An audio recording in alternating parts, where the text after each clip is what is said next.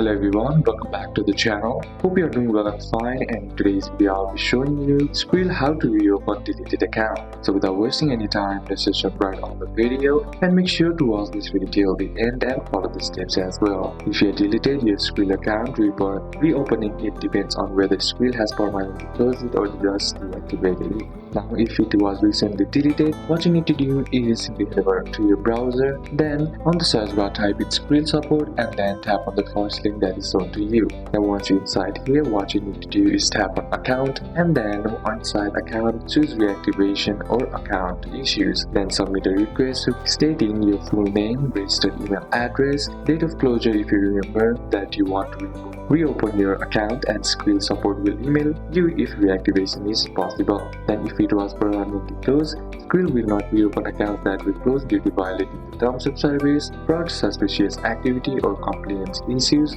or regulatory restrictions in your country. In that case, you need to open a new account with a different email address only is allowed in your country. So these are a couple of steps that you can apply, and that's it for today's video guys. Hope this video was useful to you. Leave a like if it did, comment down any questions that you have, and see you soon on the next one.